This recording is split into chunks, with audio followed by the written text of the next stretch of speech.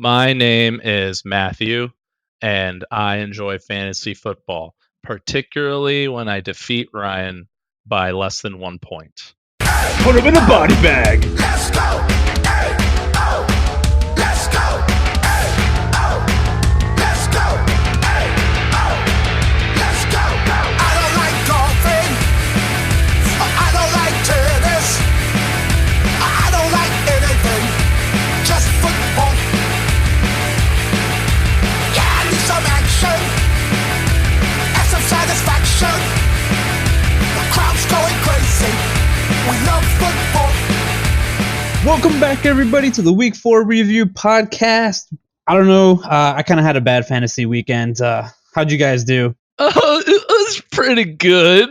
It was pretty good. Let's get this over with. Let's go to week 5 already. Let's go. Chop chop. Oh man, yeah. So Duval's not with us to today. He's like doing something somewhere. Obviously, we have Eric is back with us, so it's fantastic. So with that, let's get started with the Week 4 review. First matchup we have is Kevin versus Nieves. Nieves just can't seem to catch a break, losing to his rival Duval and now scoring 125 points and still losing. On the other hand, his opponent Kevin has seemed to be turning his season around, starting with a nice little rape of Duval and pulls out the victory here, and his team looks like a contender at this point of the season. Next up, we have our local weatherman, Billy Paxton, versus the Doughboy. The high-pressure system, which was predicted to slow down Joshy Boy, actually sent him over water, becoming a Cat 5 hurricane, and with a fat chub and a good wind swirling around. They combined for more points than the Doughboy's whole fucking team. Josh handed Doughboy his way overdue first loss and a first-class ticket to Pound Town. Oh, yeah. This matchup was slated to be a battle, and that's what it was. One of 3 matchups to have 2 teams with 100 points and started off with Mahomes and Hooper dropping 35.5 points. Then it was countered by Fournette and Woods scoring 53.4 points. 4 points. Ryan needed Mixon to get the job done, but he fell short, and Robinson wins this matchup 115 to 114. Woo! Oh, yeah. Next up, we have Nosta versus Ben. Nosta wined, dined, and 69 Ben won 12.8 to 69, setting Ben up for what looks like a losing streak. The loss of Barkley paired with Dak shitting the bed was too much for the chef to handle. His highest scoring player was his defense with a whopping 15 points. Ouch. But this isn't about the loser, it's about the winner. Nostonomics Streaming Defense of the Week does it again with a whopping 19 points. Steelers. Nostonomics Streaming QB of the Week does it again. Jacoby Brissett with 22.5 points. Watch out for Nostonomics streamers. He is dangerous. Next. Not just for fantasy, I swear. Next up, we have Mushkin takes on Eminem in the battle of underperforming teams. Martin had a stinker from Juju and started a Dolphin. Ugh. Russell Wilson didn't have to do much in a victory over the Cardinals, which also hurt him. On the other side, mediocre play from Stevens Carrion and Chris Carson, and a big game from Matt Prater, his kicker, sealed the deal. Mushkin wins 90.1, Eminem 72.3. Next up, we have Eric versus Justin. Justin manages to pinch off a turd of a victory against Eric, 86.5 to 57.2 in the slop den of the week. The lowest scoring matchup of the week was so pitiful, both teams deserve to lose. The headliners in this matchup were Ravens D with -6, Devin Smith with 0, DeAndre Hopkins with 4.6, and Marlon Mack with 3.9. In fact, the only decent scoring option in this whole match was Pat's D with 24 big fucking points, just like Justin, to fall ass backwards into the #1 defense on the year. Boo! Boo! Yeah, let's move on quickly. Next up, we have LA, where George hosts Carlson in the EDBDBTDBNB. Both teams have a lot to prove this matchup. George, with a victory, would shoot up to first place in the golf, and Carlson fighting to get back to 2-2 to keep playoff hopes alive. Carlson got off to a hot start Thursday night with Devontae Adams popping off 23 points before leaving the game with turf toe. George had a good day from Goff, Cup connection, Unfortunately, 4 turnovers held Goff from winning for George as Zeke came up just short Sunday night. The big difference in this game was the 13-point difference between the defenses. Carlson's playoff hope stay alive, and George has to wait one more week to jump up the leaderboards. Done. Move on to week 5. Nice. Yeah. Well done, guys. That's a great review. Good. We are so good at reading. Take a look, it's in a book, a reading rainbow. A reading rainbow. A reading rainbow. A reading rainbow. A reading rainbow. Moving on to the waiver wires of the week. This segment is brought to you by Nostonomics. It's not just for fantasy football, I swear. All right, so the first up, we have the bad picks of the week. I'm going to let Eric take this one first. You know, Nosta is always churning that waiver wire butter, and a lot of times, a lot of good things come out, but sometimes a fucking rat falls into the butter, and it's not that good. And that's what happened this week. I think the Eagles defense pickup for $7 by Nosta is not a bad pickup. I think it's a great matchup this week, but they're playing against 3 teams on the road right after. So this is definitely a 1 week start. Overpaid for the Eagles. And that's just the way the cookie crumbles. So that's my worst waiver wire pickup. How about you, Robinson? He's got it. He's got his back against the wall. I see why he did it. 1-3. Yeah. Got to win now. No, Fab's not good for you later. Fine, but yeah, it's a 1 week rental for $7. It's super expensive. Obvious one here is Justin. He always shows up in this section. It's frankly where we talk about him the most. Is Deontay Johnson at $21? Was there another bid? I don't know. I don't know. Was it $2? $1? The next highest was $2 by Bill Paxton. Yeah, I was gonna say it was like the next highest was like a single digit or something like that. Yeah. He got really excited by that high flying, passing attack that the Steelers put up.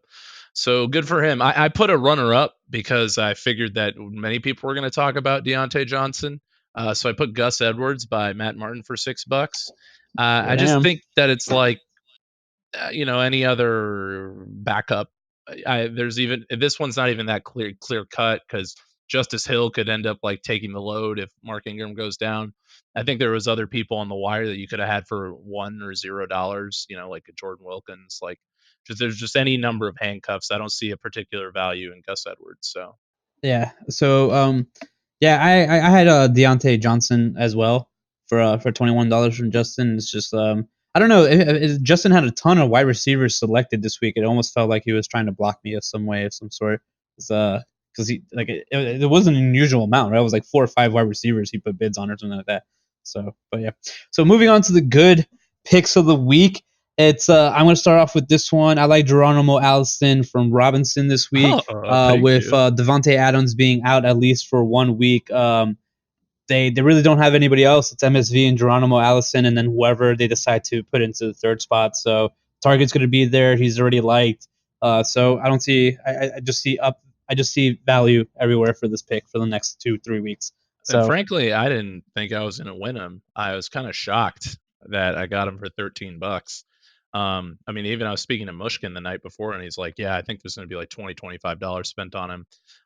He's probably just talking it up, trying to get more money on him. He talks up every single player because he wants more fab off the board. But in this particular case, he has MVS, so he obviously wasn't going to bid on Allison. But turf toe is a tough injury.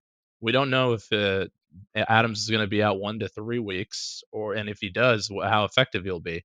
So with people in bye weeks needing stuff, I thought for sure he would fetch more, but I guess it's on my team now. I guess I'll go into my pick. I went with Eminem after he did the worst pick. I think he got a really good pickup, which he struggled with, but this was after waivers clearing. Auden Tate for the Bengals. This guy's been getting a lot of snaps, a lot of targets, and with John Ross going down and busting that shoulder, I think he's a great 1 week start for $0, and I'm glad that he dropped Corey Davis to pick him up. I saw him struggle I picked with him up that first. I know. I saw you pick up Corey Davis and then drop Corey Davis for Auden Tate. So I applaud that. I think it's a sneaky pickup and somebody that you could probably use So this you week. guys picked each other. Nice, Matt 69. Yeah. That's great for all the listeners. Oh, Matt 69 sandwich. Oh, gnarly. Yeah. No, it's even funnier than that with Tate because I actually picked him up like earlier in the morning as just like a flyer. I was like, oh, he's been doing well, whatever. And then like I was kind of like, I need somebody a little bit more like has a little bit more promise. So I was like, let me pick up Corey Davis. And I pick up Corey Davis. And then like after like 10 or 15 minutes of like the picking up Corey Davis, is like the news came out that they put John Ross on the IR, and I was like, oh shit, I fucked that one up, and I ran back and got Tate. So that was pretty funny. I don't. There just wasn't very many waiver claims this week to pick from, let alone just you like had the most. Yeah, well, I had like 15 I see that. bids, but I was shocked because it was like Doughboy had like 10, I had like 10. Not everybody many teams didn't even put a bid in this week. Period. Not even a $0 Yeah, bid. I think I put like 3 or 4. Sometimes some weeks, unless you're doing streamers, sometimes it's just good to hold the money and wait for a bigger week where there's more injuries. There wasn't anyone significant like last week, where you had the running back Gallman from Giants. That was a very obvious, like this guy's taking over the starting role and the offense is progressing. There wasn't that obvious guy, and even Geronimo Allison, Jimmy Graham might be getting more targets. MVS could be getting more targets. Yeah. So, even though it's a good pickup, to me, it's not indicative of everyone going after that guy, especially with the couple games they have coming up. Yeah. Against the Cowboys and such. So my best pickup, back to Noste, Benjamin for $3. Only 3 Benjamins on him. I like when my guys are coming off suspensions for PEDs, and that's what he's coming off of. The Patriots don't give a shit about people breaking the rules and stuff. They actually condone and like those type of players. There's a lot of injuries for the Patriots currently, so I could see that being a very sneaky start in a plus matchup for the Patriots. So I think it's a good stream pickup, and could be a long-term good pickup. And tight ends sometimes don't really pan out. So if Benjamin could get 5-6 targets a game, he could be a week-to-week starter.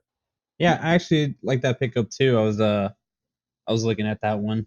It's a pretty smart pick. Like New England likes to use their tight ends. They don't really have one at the moment.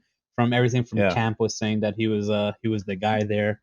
So it's just but it was a good pick. Doesn't Nieves have Kittle? No, that's Noste. I mean, not Noste. Sorry, doesn't Noste have Kittle? Yeah, but it's for a buy pickup. No, because they just had their buy. Right. So to me, I don't know. To me, it's like bench trash that he's gonna have to cut because no one's gonna trade for him, even off of one good game.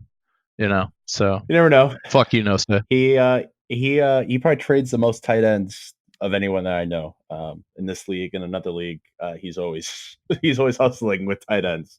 He's always hustling those tight ends. Delicious. Scrumptious. All right. So moving on to the Week 5 previews. So starting off, we have the weekly picks leaderboard. In first, we have Duvall and Robinson with 11. Doesn't look like Duvall's going to be the leader anymore after this week.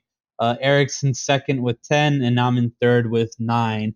Yeah, it's a pretty close race so far, guys. We'll see. First matchup of the week is myself versus Justin. I'm going to let Eric take this one. So I'm going with Eminem on this matchup. The obvious call is Justin. If you look at his team, it's trending the right direction. Melvin Gordon's coming back. He has a strong quarterback, Deshaun Watson, DeAndre Hopkins against Atlanta, Phillip Lindsay, Marlon Mack. On paper, his team looks good.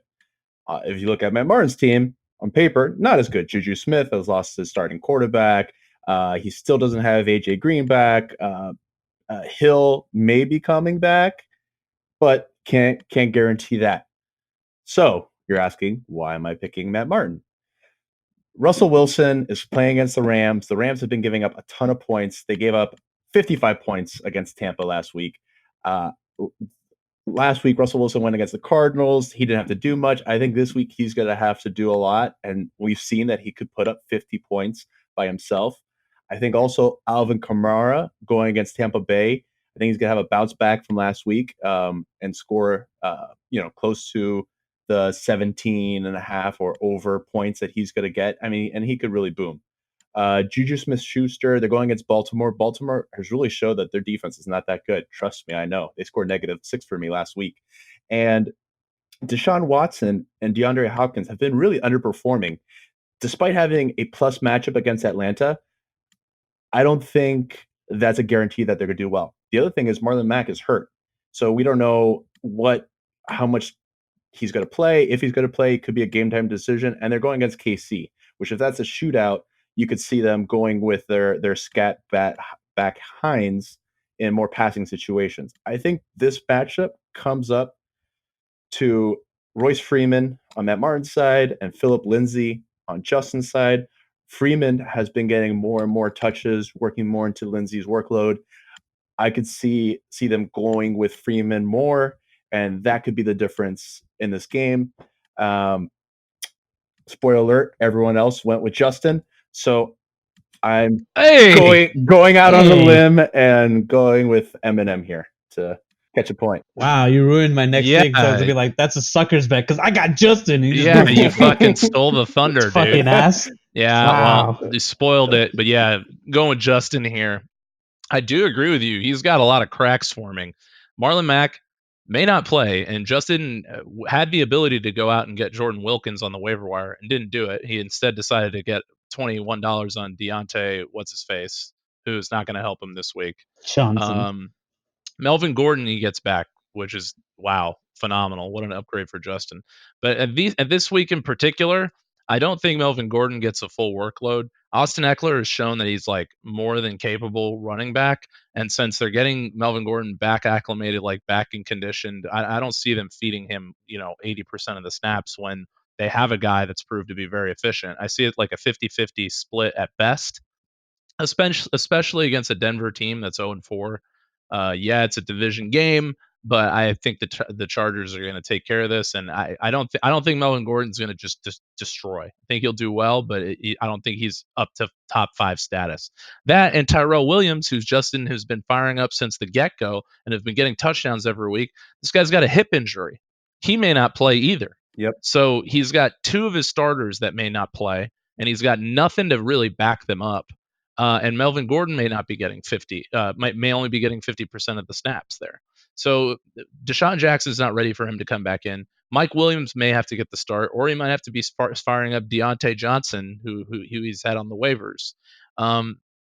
Not great. However, he still has the Patriots D, which has put up 25 points for him week in, week out. They're at Washington this week. Yeah. I expect 3 pick sixes. And Eric mentioned that the Texans are playing Atlanta. Atlanta has been not very good. I think Deshaun Watson and DeAndre Hopkins they're due for a bounce back. I'm not counting on DeAndre Hopkins in a plus matchup to make this his 4th under 10 points game in a row. So just by variability, I think that he's going to have a blow up game from that. That said, it's going to be close. Matt Martin, I don't know if you mentioned, Tyreek Hill is practicing this week, and it's limited, but he's practicing. And if he gets the start, that's a huge upgrade for his lineup, because now he's trying out Juju Smith-Schuster and Tyreek Hill, and he can slide Auden Tate there into the flex. I mean, he has Darrell Williams in there right now, but Damian Williams is practicing, so he's going to have to get that guy out. He's got Robbie Anderson starting now, which I think that he should slide Auden Tate there instead of Robbie Anderson, and move Royce Freeman up to the running back too. And I think he'd have a much better shot. That said, Matt Martin's defense, Vikings at the Giants, that could be a pretty productive defense as well. So it's much closer than it appears, but I'm going with the Houston Texans bounce back game and the Patriots destroying. Also, we got to see if Russell Wilson is going to be targeting Disley a lot in the end zone, or is he going to be looking other ways, Lockett, running in touchdowns? Exactly. Disley could steal a lot of value from Russell Wilson. That would be a shame. And also Tampa Bay is like one of the top rushing defenses for Alvin Kamara to go up against. Yeah, it's funny because I picked Justin to pick this, and like hearing both of you guys' argument almost made me decide to pick myself. I was But very close. yeah, it's just like to me, it's just basically boils down to Hill coming back or not. And then the other thing too is like your advice. It's really funny because like when me and Eric were waiting, like I was having that discussion with him, and like I beat you to the changes a little bit. And then I was kind of hoping I'd get one more week from Daryl Williams, and like Eric kind of said it a little bit earlier, where Freeman is he definitely he gets more snaps, and he gets more looks, and he's a part of the passing game just as much as Lindsey is. The only difference is touchdowns, and I think Lindsey's had one more game that's been better than Royce Freeman in terms of yardage. Yeah, it's But random. It's random. yeah. So it's been mostly touchdowns, which I've literally watched on Red Zone. I don't know, like 2 or 3 touchdowns get called back from Freeman. So it's just like kind of frustrating to watch. But with that being said, I think Justin's team is pretty good. I do like when I made the picks like earlier, like I made the picks a little bit earlier. So Justin's team was looking good, and then as the day went out and all the news came up about like the players' injuries and stuff like that, like his team was getting weaker by the day. The points were getting closer, and I was like, oh yeah. So and then like the good news of Hill. So I don't know. I just think it's just I really don't like my matchups. I think Justin wins because of that. I just think the team just slightly underperforms, and bad matchups are the reasons why. He didn't. So protect moving on to himself the either on the waiver wire. huh? He didn't protect himself on the waiver wire. Yeah, So no. So and then but he's going 4-1. He's going 4-1. Yeah. Sorry. Yeah. So it's okay. It's like I believe it too. So I just hope the league is ready for 4-1 Justin. So Nieves versus Carlson is the next matchup. I think Nieves is gonna win this one, but when we really look close into it, I think this matchup is almost like has almost the same argument as mine versus Justin in the sense that one team looks better on paper and the other one doesn't, but then like cracks are starting to form on the team that looks better. So I'm gonna let Robinson take this one from here. Totally agree. I think I don't want people to think I'm just like oh yeah, every game is close. No, no, no. I actually do believe that this game is going to be close. I'm going with murder, death, kill though over Carlson, and I think a lot of that has to do with the fact that Carlson doesn't have any fab, so he hasn't been able to address problems on his team as they arise. He gets Terry McLaurin back, who's the Washington Redskins star, up and coming rookie receiver. But he's going up against the Patriots this week. So coming off of an injury against the Patriots, I don't expect McLaurin to produce.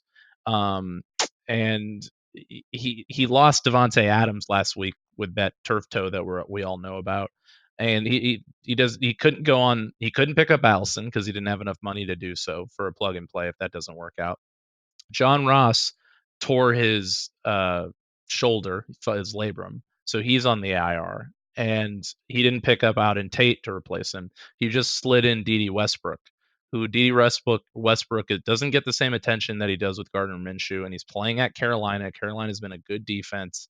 I don't expect Dede Westbrook to produce, and also Carlson's other receiver, Adam Thielen, is starting to bitch at his quarterback about how much he sucks. I don't expect that to be a good connection, even though that's a Passive good. aggressively doing it. I don't think it's a good connection, even though it's a good matchup. That on top of Carlson's defense is uninspiring. Cowboys D, they're pretty good, but I feel like Green Bay is going to be able to, put points up on them and make them sort of run of the mill. And beyond that, Peyton Barber is Peyton Barber. Enough said there.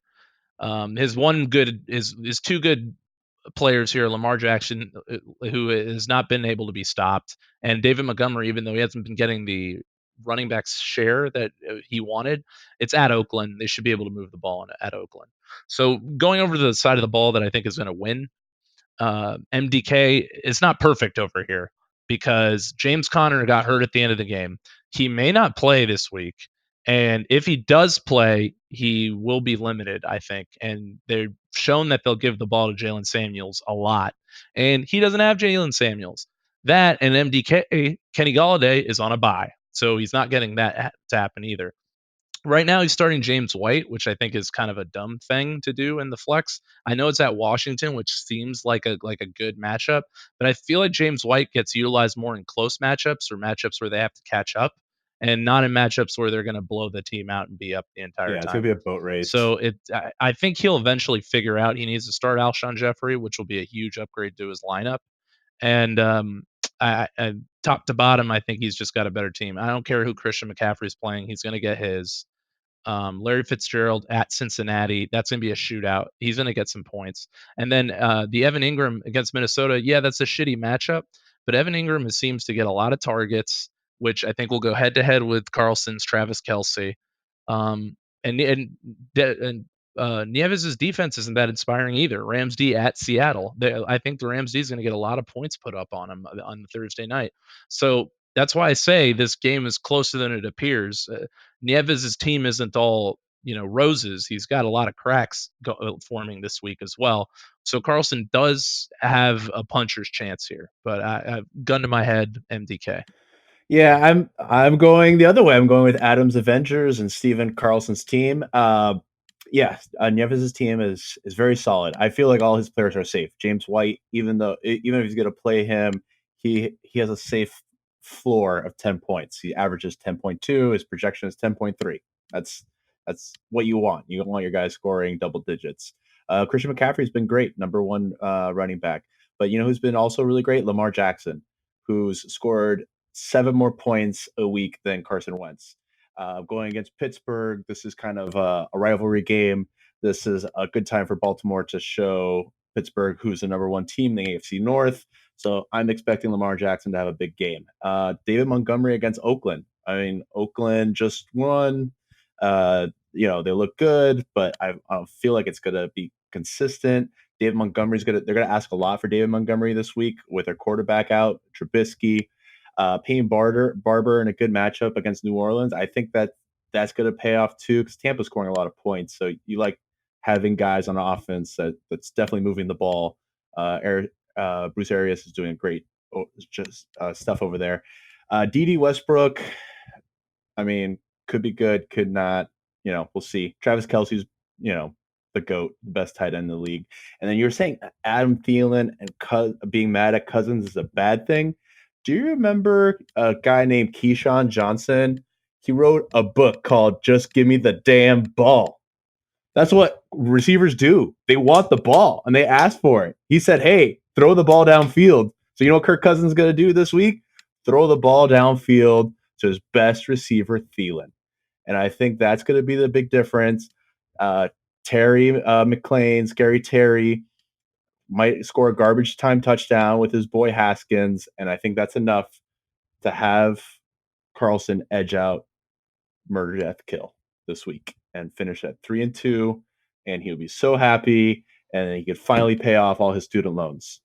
Maybe a very small percentage of it, but I'm rooting for you, buddy. Get out of that hole. Oh man! So it's a really a funny fact that I found out today that it was kind of mind blowing for me. So I figured I would share. It's Kirk Cousins up to this point in the season has been the quarterback that's had the longest time available in the pocket, and that's excluding all bootlegs and plays that he runs out. Oh wow! And I did not know that. Yes, and he also has the least amount of deep balls thrown.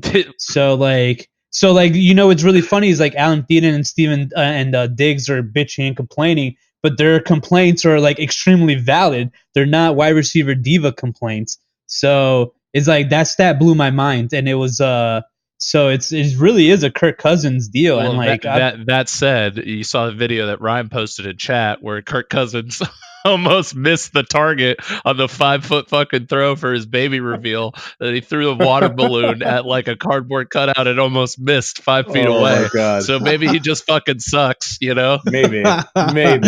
Yeah. Or Thielen just inspired him to pop off this week. Maybe. Yeah, it's just yeah. So fun fact of the week, there you go. So the next matchup is the first matchup was a close matchup. Second matchup is a close matchup. This third matchup is a close matchup. And for me, I have Eric winning this, and I think Eric actually has a decent team. He just hasn't caught a break. Like he gets Singletary, and then Singletary goes out. He's like I don't like the only thing that I don't understand is why you're still holding on to Hunt. It's just taking up a bench spot that you could have used to help you out through these weeks. But like I think your team is better than Duvall's. I think Duvall traded himself out of a decent team by getting Gurley and losing Thomas and McCoy, which I think would have been valuable in the long run versus Gurley. And then because I don't know about you guys, but Gurley is the analogy to me that I was thinking of this afternoon is like that one tool or that one thing that you use for like all the time and you just know how it feels and it just feels perfect, but then it breaks one day and you go to the store and you get the exact same brand and model, but it's made like 10 years later and you just know that it's not as good even though it's the same exact thing. I think that's what he bought in Gurley, and I think Eric wins this matchup because of that. So who do you guys who do you have, Eric? Well, I mean, he should go last. I'm going to cut in front of him. Okay. Because I wrote coin flip here. Oh, another close matchup. But their projections are within 1.2.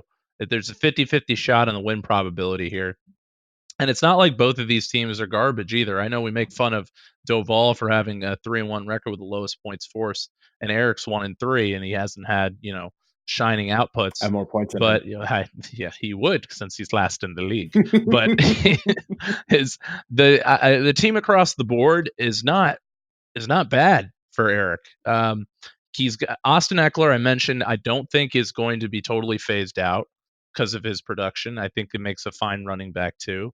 And Cortland Sutton there in the wide receiver too. Some people think it's an afterthought, but he's wide receiver 15 on the year. Cortland Sutton's been very much productive with Flacco, and I think he'll continue to be. I think I don't know if he's going to get the shadow coverage at the Chargers, but regardless, that you pair him with Julio Jones, that's a solid wide receiver tandem. And let's not forget, Eric's got Darren Waller, who's had the most targets on the year period of any tight end, more than Travis Kelce, more than Zach Ertz, doesn't matter, most targets. However, Darren Waller is playing against Chicago, so that's not great. The two other weaknesses for Eric are Teddy Bridgewater, his QB. He didn't cough up the money this week to get back his boy Jameis Winston, who he cut. So I didn't really understand that. And going against Tampa Bay, who's had a beatable secondary, yeah, this can work out, but it's definitely a weak spot for Eric. It's Teddy Bridgewater is probably like 19th on the week or something. Starting Jordan Howard in the flex, I know that Eric is not a Miles Sanders guy. But Jordan Howard, I think you're kind of chasing the points there. I think you could probably do better at the flex.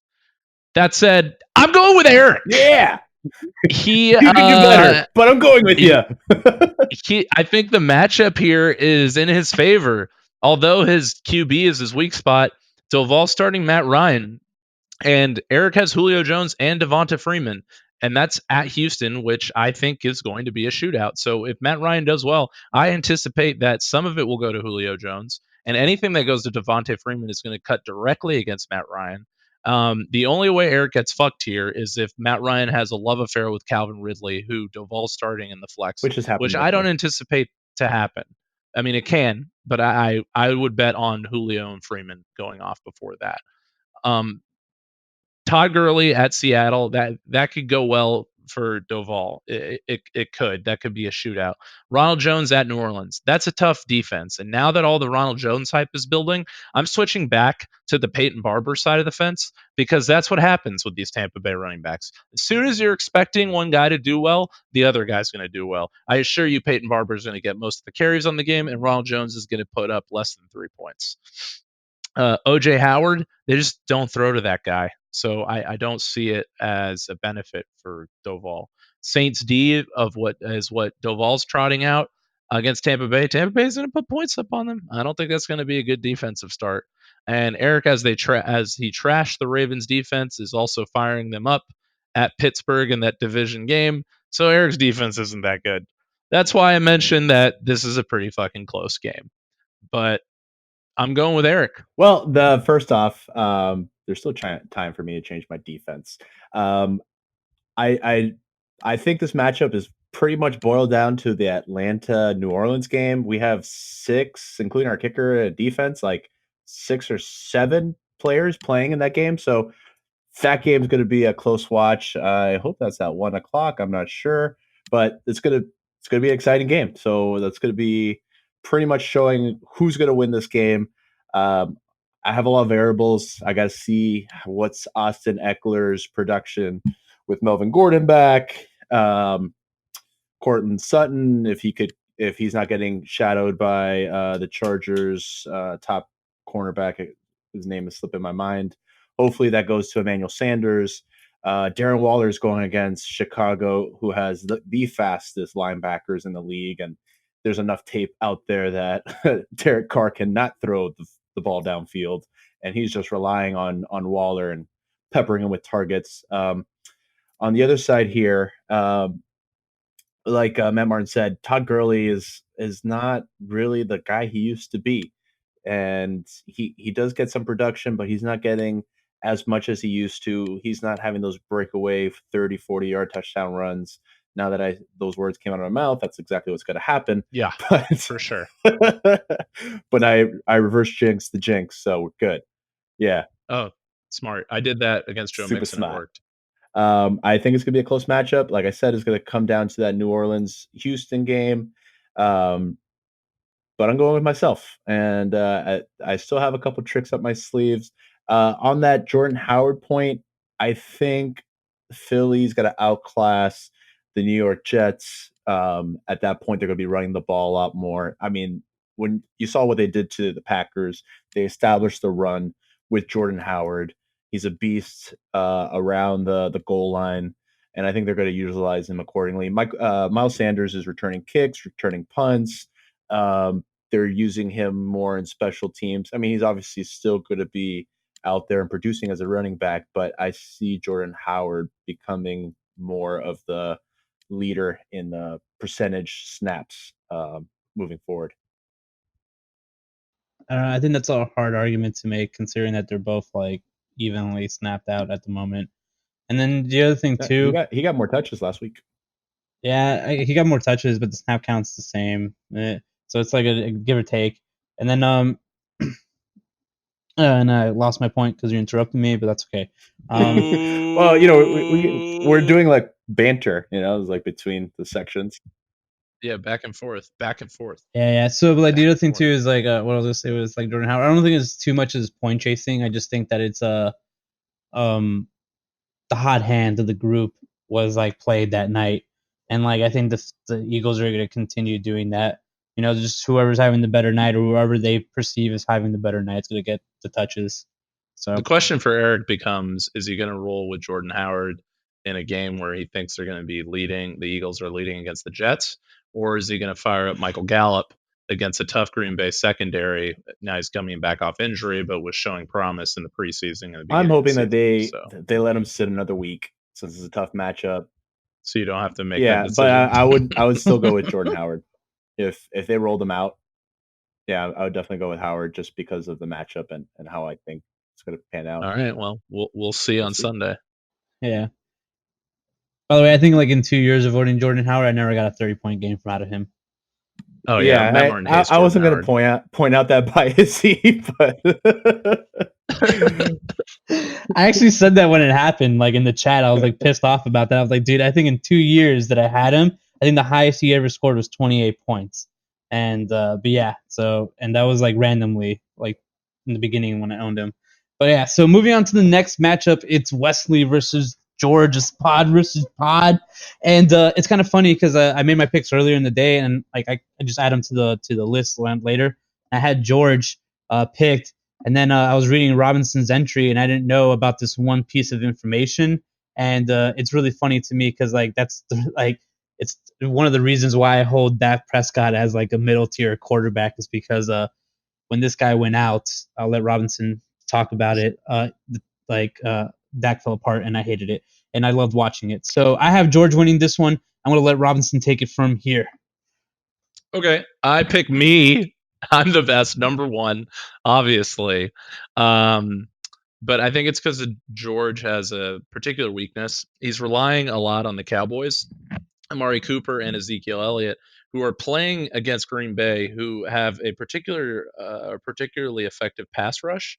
And this week, their left tackle, Tyrone Smith, is out. And this is the same left tackle that when he went out last year, the Cowboys just totally crumbled. Is when everyone thought that Dak was maybe not even make it as a QB in the NFL. They had zero passing attack, and Ezekiel Elliott became incredibly pedestrian. And I'm not saying that that's going to happen again, but I kind of am. I would rather I'm betting on the side of the fact that a good defense versus this team without that left tackle that's proved to be so integral is going to make those pieces struggle. In addition to that, Cooper Kupp, who has been his number one, and I think is awesome and has been getting peppered with targets. But I think other NFL teams, they catch on to this. And I think the reliance on Cooper Kupp by Jared Goff is going to be cued in on. And I think they're going to start treating Cooper Kupp as the number one and bringing more double teams on him and things of that nature. And I think Seattle, a division of rival, is going to do that, even though their secondary is not as good. And then who's the benefactor of that? Bobby Woods. That's right, my homie. So it's obviously going to work out perfectly for him, and that's why I win. Also, saw that coming. Tyreek Hill, if he plays, is going to limit Demarcus Robinson's effectiveness, who George has in the flex. And ultimately, I think another important point on George's side is he's starting Derrick Henry against Buffalo. Buffalo is one of the top 5 defenses in the league, but he's also starting the Titans defense, who is playing Buffalo. So he's capping his upside here.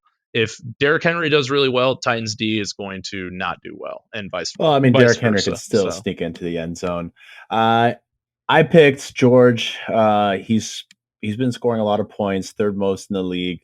He has a great team, top to bottom. I think people know about Cooper Kupp. They knew about him last year. They know about him this year.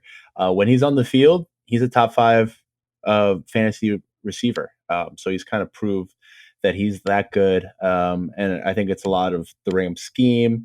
I think there's plenty of targets to go around, to Robert Woods, to him, to Cooks. But Cooper Kupp is his guy. And that pair has worked out pretty well for him. George is 2-2, but really should be, I think, 3-1 ahead in the golf. But hey, matchups are matchups, and things happen. I do like Demarcus Robinson in the flex.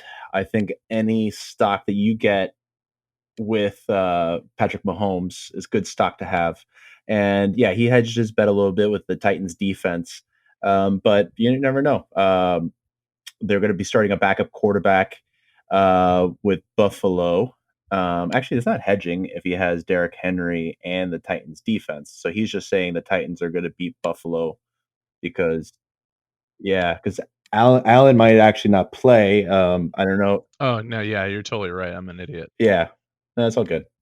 I wrote that he had Buffalo D. So I think he kind of paired a good group there, especially if Allen, their quarterback, is out. He's in the concussion protocol.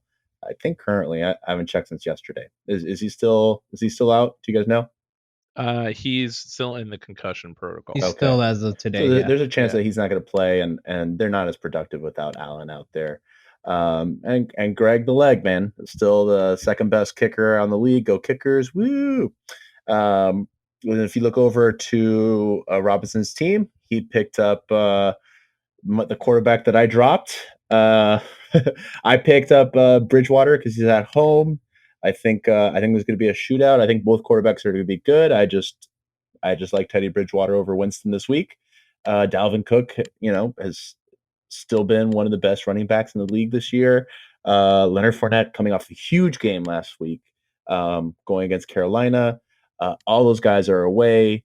If you look at Georgia's team, most of it is at home. It's a close game, so I usually go with the guys playing at home versus the guys playing away, which didn't work last week when you were doing our parlay. Let me tell you, all 9 of 10 away teams won. So that was ridiculous. Yeah, I can't believe that. Yeah. And there was a lot of upsets too away, but yeah, I'm going with George. Yeah, Georgie Porgy. Zach Ertz haven't scored a touchdown yet. He's got to have it. He's got to score a touchdown. That's true. sometime. Eventually, what happens? It's the same way I feel about Freeman. It's ridiculous. All right, the next matchup is the Bean versus Kevin in the Asian Bowl of the Year. Oh And, my that was a god! horrible I thought that was Asian French. accent. I was like, what is that? I was trying to do like the fucking cartoon one, and I can't do it. It's fucking ridiculous. It's No, horrible. I'll do it. You go.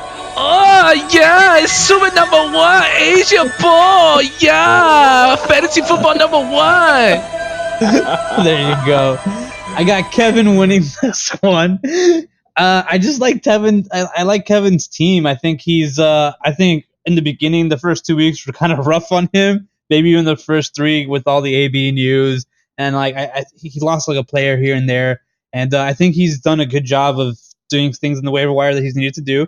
And the trade with Duvall was a winning trade for him in the long run. And I think his team is starting to do well, and I think his team is starting to turn the tide and to start producing. And I think I think the next victim of his is Ben. I think he defends his Asian pride. I'm really disgusted with these Asian impressions that you guys are doing. That was awful. But I'll do a better one. yeah. Come on, you got to do better next time. Yeah, I think Ben's team has been trending down since week 1. He's had a lot of injuries. Saquon Barkley being taken off your team really impacts you big time. Sony Michel has been underproducing. He's the 40th. It makes him what the RB4. So he's been putting him out there every week. TJ Hawkinson, who he actually should have been picking up Watson because he might be out. Well, he's definitely out, right? Aren't they on bye? Yeah. So he has no tight end roster. yeah, to start so yet. that's not a good sign when you're not rostering somebody in a spot. That's not good. When you look over at Kevin's team, he made a great trade with Doval. Wayne Gallman looks like it's going to pan out, even though they're playing against Minnesota. Might be a tough matchup. I just like his team top to bottom better. Damian Williams is coming back. LaShawn McCoy is, the the 2 running backs from KC. One of them's going to score at least, if not both. And Aaron Rodgers, he's the 15th best quarterback, kind of middle of the pack, going against Dallas. Who knows what will happen there? And Jimmy Graham is a good pickup. He's been his top target last week, even before Devontae Adams got out.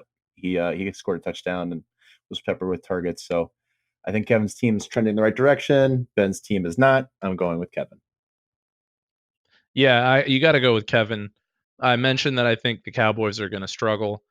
He's starting Dak Prescott. Ben is rather. Josh Jacobs, who is premier running back right now since Saquon Barkley went down. Josh Jacobs is playing Chicago. Maybe he sneaks in for for a short touchdown, but it's not a good matchup. He doesn't have a tight end rostered that he can start, which he'll fix, but it'll be a fringe starter. What would really help Ben this week is if James Conner can't go, because he does have Jalen Samuels, who will get a lot of work, and that would go a long way to making this team a lot better if he could put him in the flex and move DJ Shark or to the bench and kind of decide between his fringe wide receiver threes who's going to start. And Sony Michel, who's been shit, is at least playing against Washington, who would be, you think that the Pats are going to be up and pound the rock again with Sony Michel. But even when they're up, he hasn't proven to like get enough to be fantasy useful. So you can't really love Ben's team right now, and that is almost makes Kevin a de facto winner. But Kevin might play himself out of a win here just by tinkering too much. Damian Williams practiced in full. And Kevin has Damian Williams and LaShawn McCoy, but he also has Matt Breida, who he's moved to the bench right now. And I think that's a mistake because I think Tevin Coleman is not going to play. And I think when Tevin Coleman doesn't play, you have to play Breida. Like Breida, I think, is a fringe running back 1 when Tevin Coleman's out the way San Francisco's been playing. So he's got Wayne Gallman, who is weaponizing against the Saquon Barkley owner and Ben. Damian Williams and LaShawn McCoy starting right now. So I can see why he wants all the Kansas City action, but really, I think he should just take his pick on the Kansas City guys and start one of the Sanford and start Breida. But who knows? The rest of his team is solid. I think Marquise Brown is going to turn the corner here soon and start to really produce. Michael Thomas is always good for like around 15 points, and Jimmy Graham seems to be consistently involved now in the offense for the Packers. So Kevin's team is turning around. I thought he was on the ropes 2 weeks ago. I thought Kevin's team 2 weeks ago was another baby dick contender, but the Wayne Gallman $89 pick that we all scoffed at after 1 week looks good. Let's see if he can put up any points against Minnesota. There is a narrative for Ben to win here. Tyler Boyd against Arizona, that could be a huge shootout where he goes off. Sterling Shepard, maybe he gets his at Minnesota. Sonny Michel if they're up, and I'm wrong about the Cowboys crumbling to Green Bay.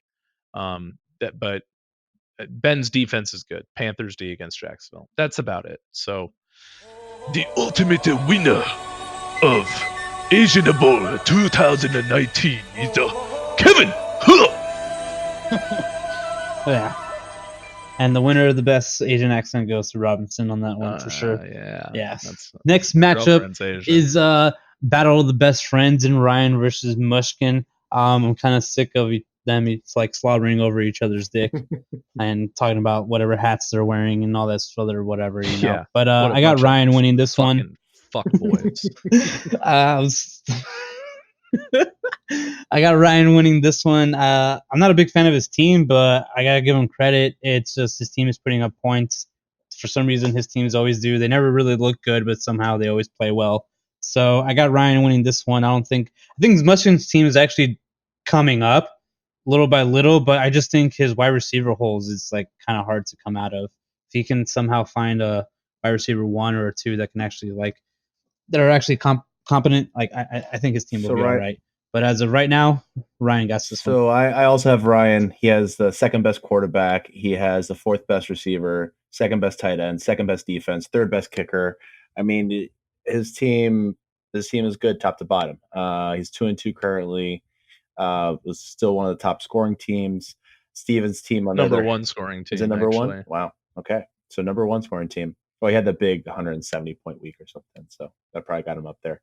That's like still a fucking loser, though. That's 4 times more than I scored last week. Anyways, Steven's team, it's getting kind of better. The 3 running back combo has been working for him. Where did the other one go? Is he on bye or something? He's on bye. Okay, so now he's fucked. On bye. So no Kerryon Johnson there. And his only plus matchup is his RB2, and that's Chris Carson against the Rams. Who knows how that will go? Allen Robinson with a backup quarterback. Marcus Valdez-Scantling, even when Devontae Adams was hurt, didn't do much last week. So I don't know how much he's going to do against Dallas, who has a pretty good defense. Kyler Murray, it could be a high-scoring game, or it could be a really shitty game. Like a 6 to 9 point game. Who knows how that's going to go against Cincinnati. Just top to bottom, I would say Ryan's team is safer and a better bet.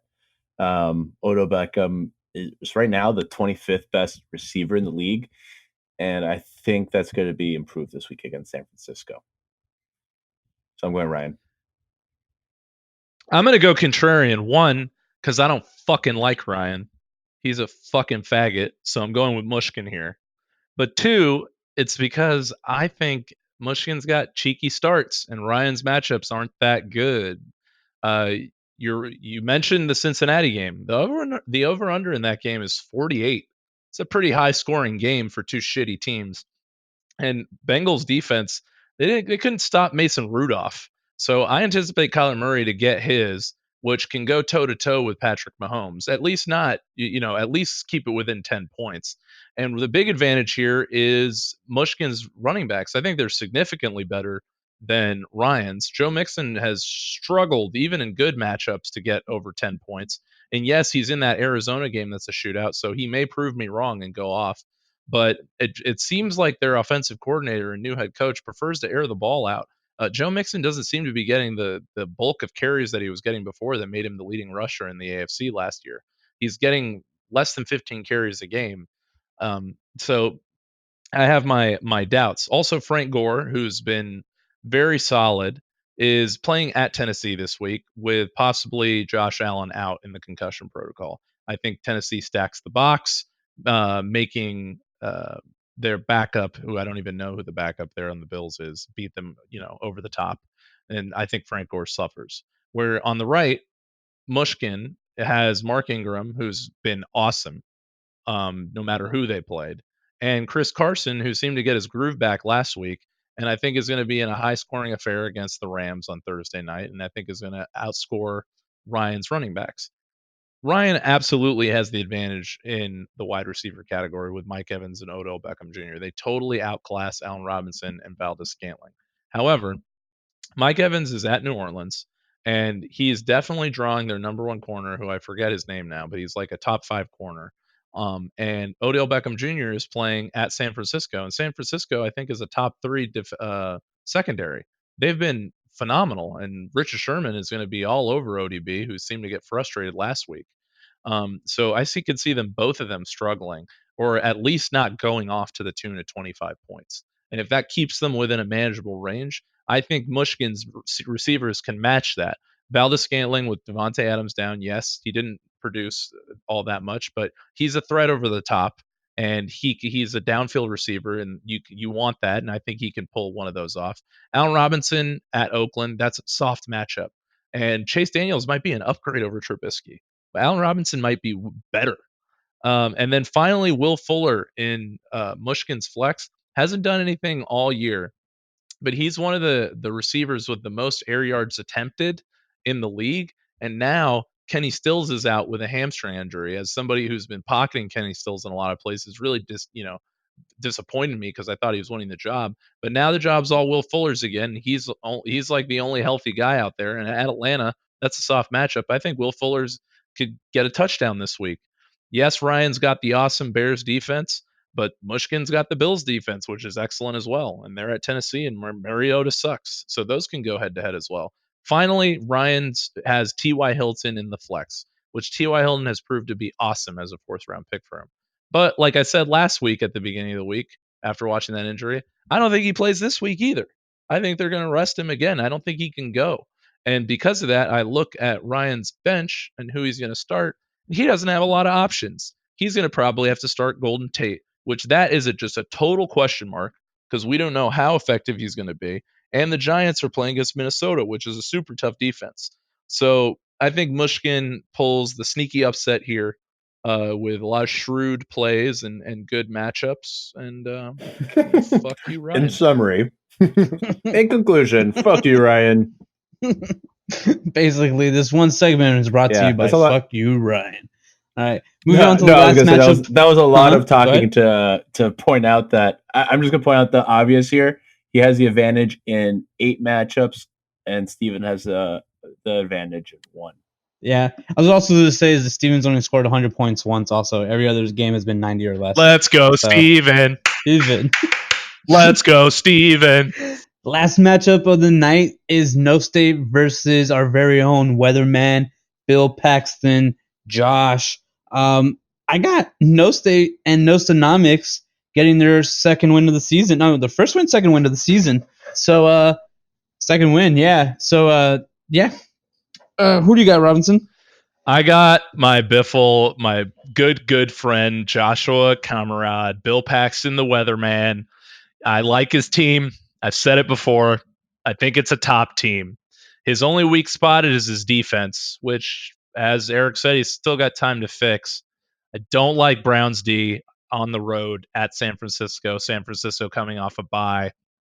I think they're going to get boat raced, and that can really put a damper on Mr. Camarade's team if you get negative or 0 out of that position. So I think he's definitely got to fix that.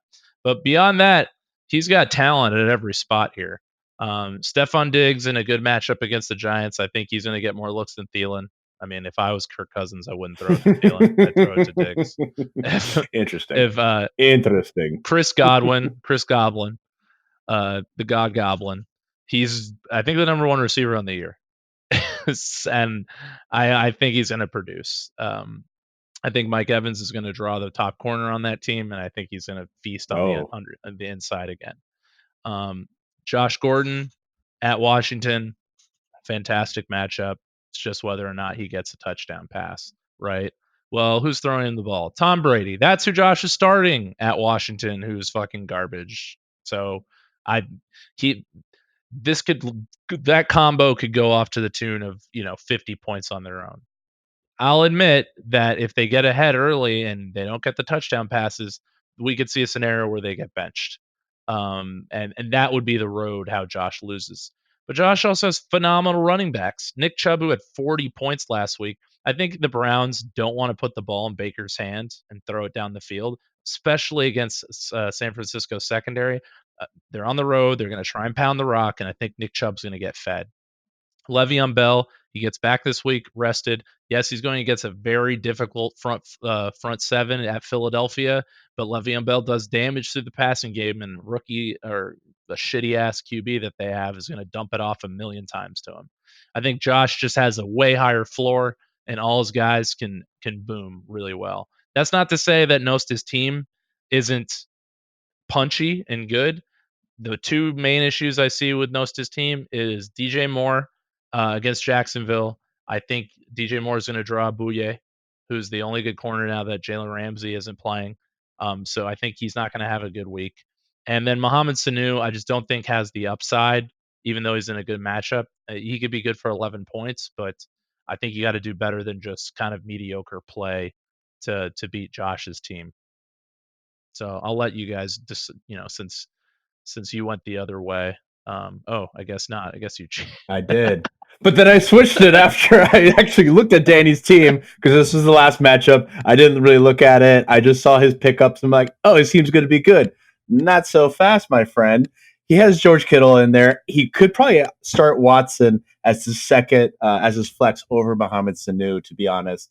The only worry that I have for Josh's team is Tom Brady could be pulled like in the second quarter when they're up like 37-0 against Washington. But outside of that, he has way better matchups. His team looks pretty solid. Like you said, I think Stephon Diggs and Thielen are both going to eat, and I think Chris Godwin and Mike Evans are both going to eat this week. So I think he has better matchups through and through. Aaron Jones against Dallas. Dallas has been pretty good against the run. David Johnson might do well, but who knows? Jacoby Brissett could be without T.Y. Hilton. DJ Moore against Jacksonville. Who knows? I think there's more consistency when you look over at Josh's team and less when you look at Danny's. Great defense though by Danny. He might score. He might win. That's what he's going to need to happen. It's going to be a close scoring game, and his defense outscores Josh's defense. Which, hey, Josh, I dropped the Ravens right now while we were talking, so maybe you want to go pick them up. Yeah, there's a way for Nosta to win here, and that would be, like you said, Eagles go off. Jacoby Brissett against Kansas City has a bunch of garbage time. David Johnson at Cincinnati in that shootout gets a bunch of dumps offs and gets a touchdown. Aaron Jones gets all the work at Dallas because Jamal Williams is out. And then Brandon Cooks rips off like one or two long touchdowns at Seattle in what is supposed to be a shootout. And then George Kittle's. Like, that's the way Nosta is going to win. Yeah, I think that's what's going to happen too. So there you go. Yeah. There you go. Nosta's got a vote. Yeah, it's from this guy. So I just remembered my second fun fact of the show. It's do tell. Joe Flacco, for the first time in his career, is able to support 2 wide receivers for fantasy football. Wow, that's true. Yeah, he has been doing that. Yeah, Cortland Sutton and Emmanuel Sanders are both like actual flex and wide receiver 2 picks for a good majority of teams in our league. So and still no one's picking them up. It's a fun fact of the day, and that's all we have for you. Well, thank you for that. Huh? Thank you for that. Oh, you're welcome. You're welcome. I'm full of those today. I had a lot of spare time at work, so I was scouring the internet. Well, that's all we have for you tonight. I hope you guys enjoy it. We'll catch you next week. Good luck.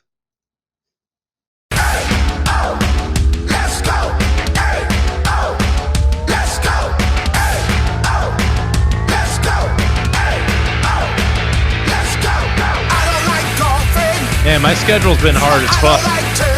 Oh yeah, I'm sure. Lowest points scored, second lowest points scored, or something like that. What, you mean Justin, Ryan, and George? They're the top hard as a scorers. 70-year-old man without Viagra. Dude.